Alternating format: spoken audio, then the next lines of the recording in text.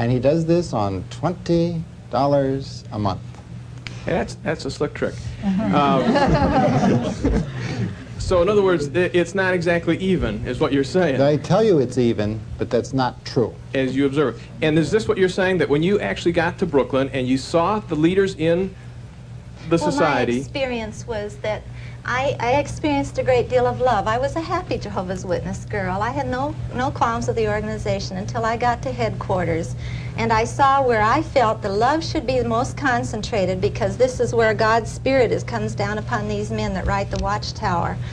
That I did not see that. I saw the men of authority misusing the authority and treating men, and it's some of those stories are told in the book. And I began to question, is this really God's organization? If it is, why are they not showing love? And then blood transfusion came up, and by this time I met this guy, and he was questioning the same thing. Who was one of those chiefs. Who was making decisions in the decision-making department, yes. For every Jehovah's Witness and anybody asked the question, south, the Mason-Dixon line in America, he answered the questions and wrote the doctrine, and it became God's law. Now, this was not easy to question God's organization, because it was like questioning God. Was it easier just to question him? But I couldn't align. I was having difficulty aligning what the Watchtower said with what the Bible said. And to me, this was the last word. And when you praise realized God for that the guys like the guy you're dating, that you finally married, were speaking for God, which in essence, when they came up with a doctrine about... I never looked at him like that. But I mean, in essence, when he would say something about the fact you can't have a blood transfusion, and according to what you said last week, what is it, 1,100 people a week can die of the Jehovah's Witnesses just because they believe that, and you were saying that? I mean, what else is interesting, John, if I can cut in for a minute, the man who is the editor of the Awake magazine, his name is Colin Quackenbush, agreed with me that we are wrong on blood transfusions, and was writing articles against blood transfusions, telling you not to take one, and he would. He left the Watchtower 90 days after I did, and now he's back at the Watchtower headquarters in the same department, writing again. Okay, Joan, there was just one other thing that allowed me to question a little bit, and that was the fact that I already lived through one false teaching, and that was the vaccination thing, where they said that it was against God's law to have a vaccination, and then they changed. I felt that if that was going to be true of blood transfusion, I did not want to be responsible for somebody else because I taught them. Okay, you don't question God, and you don't question God's organization, and that led to our being disfellowshipped. In other words, the two are synonymous. If you question the Watchtower Society, you are questioning God. And what is disfellowshipping? What does this word mean? Well, just what it says. You are not allowed from that point on.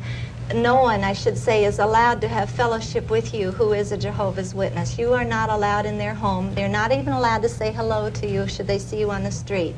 This was extended to my own family, to the point where they asked us to leave the home that we were living in, which belonged to them. Bill was asked to leave his job, and we had 3 small children at the time, and we thank his brother for being very merciful to us. He gave my husband a job. We moved to California, and that's where some Christians finally reached us with the real gospel of who Jesus is, and we accepted that. And because you became a Christian and left the Watchtower Society, did it mean the fact that you gave up being a millionaire?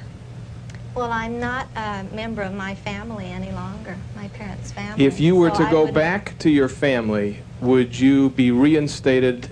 As a member of the family, yes. If I would go back to the organization, it was made clear then that I would receive all of the recognition as a member of the family again, but only until I go back to God's organization, the Watchtower. Now let's also qualify, there are some Kresges that are solid Christians as well. Absolutely.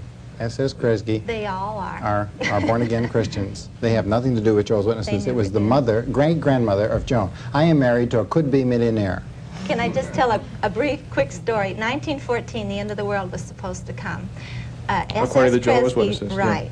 Yeah. My grandmother, his mother, was a witness. She said it's going to happen in 1914. He didn't believe it. He built a house for her in 1914, and it still stands in testimony to the fact that the end of the world did not come. Quite a sense of humor. In 1940, still living in that home. That's one story. We've got another one that is just as dynamic, and we'll get to it when we come right back.